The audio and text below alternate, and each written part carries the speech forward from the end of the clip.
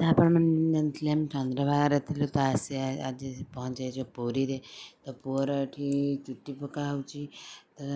ଯେଉଁ ତା'ର ଇଏ ଥିଲା ତ ଚୁଟି ପକା ହେଉଛି, ତା'ର ଟିକେ ରହୁଛି, ସେ ହଲଚଲ ବି ଟୋଟାଲି ହେଉନାହିଁ। ତାପରେ ଏଠି ଦେଖନ୍ତୁ ଆମେ ନରେନ୍ଦ୍ର ପୋଖରୀ ପାଖରେ ଚୁଟି ପକାଉଛୁ। ଯେଉଁମାନେ ପକାଇବା ପାଇଁ ଚାହୁଁଛନ୍ତି ନରେନ୍ଦ୍ର ପୋଖରୀ ସବୁ ସୁବିଧା ଅଛି ପକାଇବା ପାଇଁ, ତ ଆସିକି ଆରାମସେ ପକାଇ ପାରିବେ। ଜଣେ ଜଣେ ଜାଣି ବି ପାରନ୍ତିନି କେଉଁଠି ବି ପକା ହେବ ବୋଲି, ନରେନ୍ଦ୍ର ପୋଖରୀ ଇଏରେ ପକା ହୁଏ। ତାପରେ ଏଠି ଆମେ ଆସିକି ପୁଅକୁ ଗାଧେଇ ଦେଲି।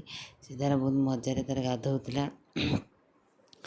ତାରେ ସେଠି ତା ମୁଣ୍ଡ ଟିକେ ପାଣି ଦେଲେ ବହୁତ ହେଇଗଲା। ତାପରେ ଆମେ ଆସି ରୁମ୍ରେ ପହଞ୍ଚିକି ରେଡ଼ି ହେଇସାରିଥିଲୁ, ଯିବୁ ବୋଲି ମନ୍ଦିର ଦର୍ଶନ କରିବା ପାଇଁ। ଏଠି ପୁଅ ରେଡ଼ି ହେଇସାରିଛି, ତାପରେ ମୁଁ ବି ଏଠି ରେଡ଼ି ହେଇସାରିଛି।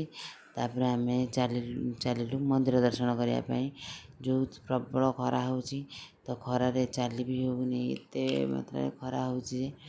ତ ଏଠି ଆମେ ଚାଲିଛୁ, ସେମିତି ଚାଲନ୍ତୁ। ଏଠି ମନ୍ଦିର ଦେଖାଗଲାଣି ତମର, କାଳିଆ ଡୋରି ଲାଗିଥିଲେ ନା ସବୁ ଖରା କିଛି ବି ନୁହେଁ। ଏଠି ମନ୍ଦିର କାମ, କାଠ କାମ ଚାଲିଛି, ରଥ କାମ ଚାଲିଛି। ରହିଲି, ଜୟ ଜଗନ୍ନାଥ।